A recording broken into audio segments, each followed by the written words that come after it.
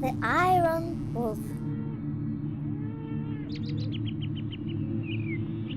In the place where Vilnius Palace stands today, a dense grove still swayed back in the 13th century.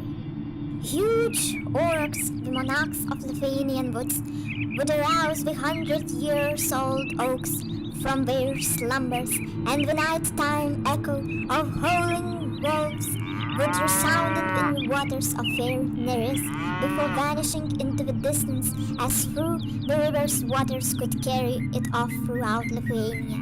The voices of a variety of birds would sound in the ear like music of ineffable beauty. Grand Duke Geležinis was also a great huntsman.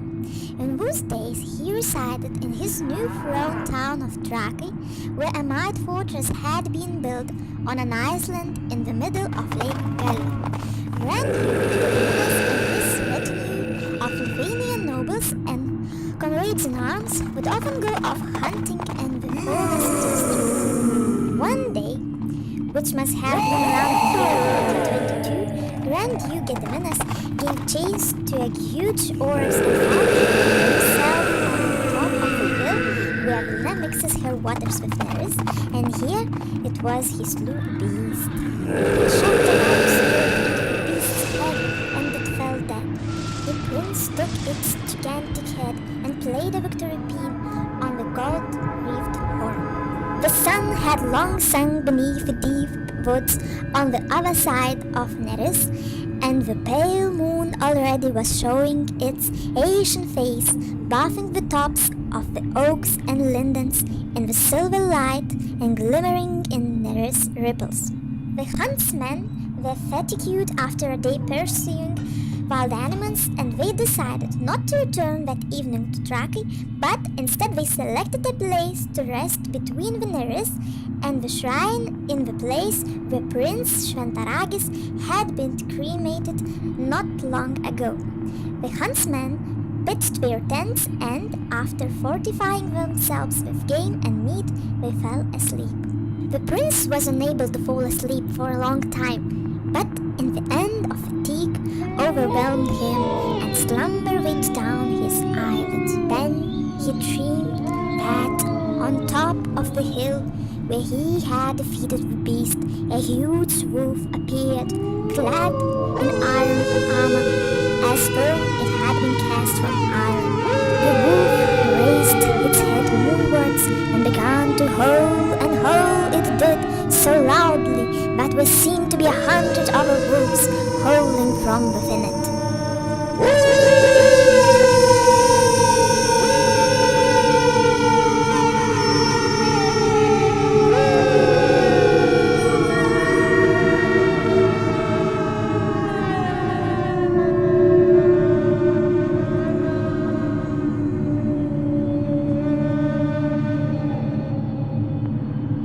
Like all Lithuanians in those ancient days, Geležinis believed in magic and dreams, believing that they could tell the future. He also believed that the gods sent dreams in order to advise and forewarn man.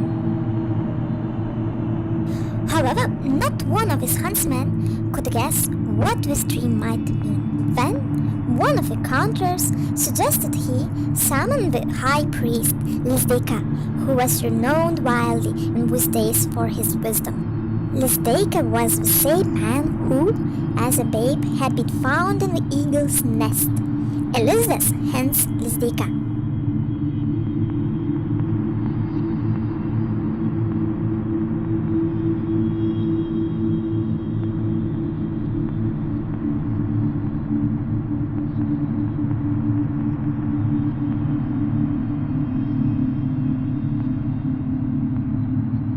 He thought deeply over what he had heard, and the prince's knights, who surrounded him, followed every expression his face made, and waited impatiently for the dream to be interpreted. Finally, with one hand on his wand, a sign of his greatness, Lizdeka raised his other hand towards the heavens and said, "Mighty prince," said he, "the gods gave real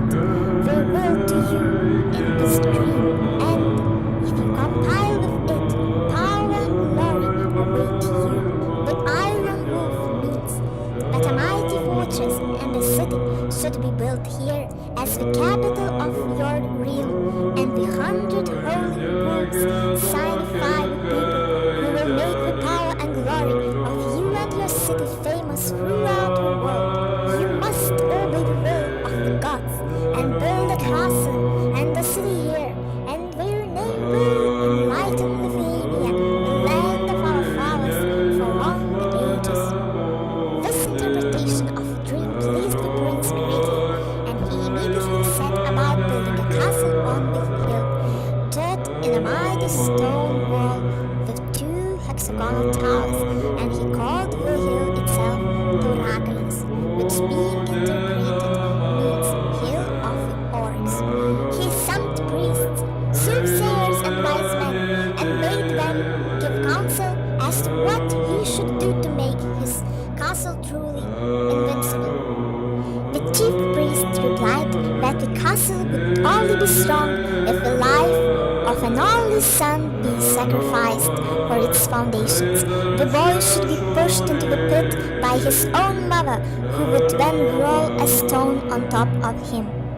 The king's messengers spread out across Lithuania, but they did not have to search for long. Soon they found a Lithuanian mother who so loved the land of her fathers that she agreed to sacrifice her only begotten son in its honor.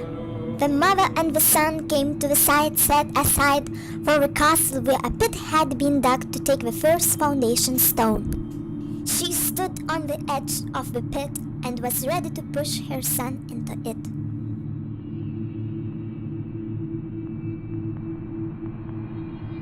Could Lithuanians' gods really be so cruel that we wished his death, or could the might of the castle really depend on his lifeblood?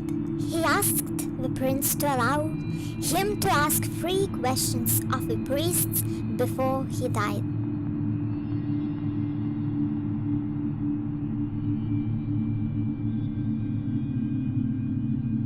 The prince thought a while and agreed to grant the young man his request.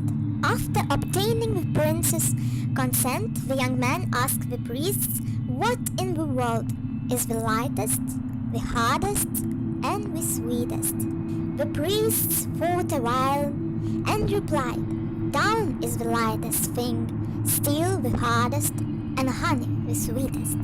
The young man listened to the priest's answers and rebuffed them. No, said he, the lightest thing in the world is an infant in its mother's arms. The sweetest is a mother's milk, and hardest is the heart of my mother, who brought me here that I should perish in your sight.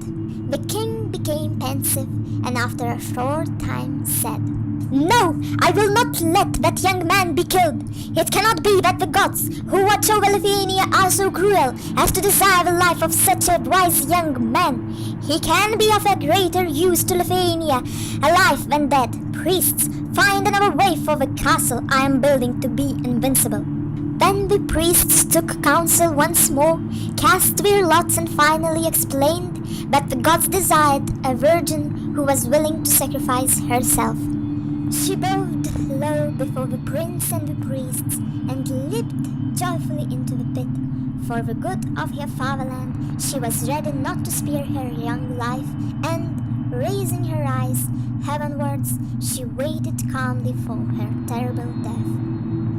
With the help of his fellows, the high priest pushed the huge foundation stone, but a miracle took place. As it tumbled, the stone did not touch the maiden, but just knocked the garland of flowers out of her hand and landed so heavily upon it that it was impossible to retrieve it or move the rock from its resting place.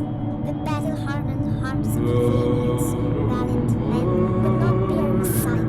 They ceased their labors and fell at the prince's feet, begging him to grant the maid her life, for only now had the true will of the Athenians' honorable gods become known. The priests also realized that the gods were satisfied with the garland of wild flowers, and that they did not require life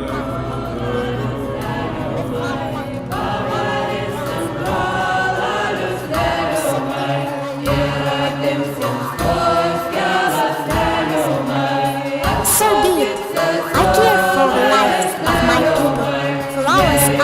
for the gods. A castle built on those flowers will fulfill my desire.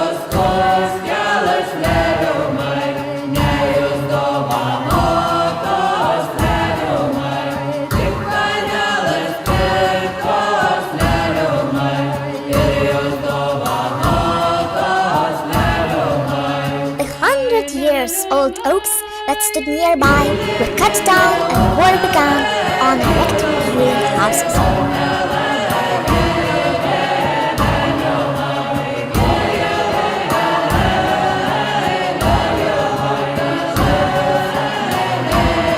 In the valley between the hill and the shrine, another castle was built, which was given the name of Low Castle, or Castle of the Priests, Geležinis.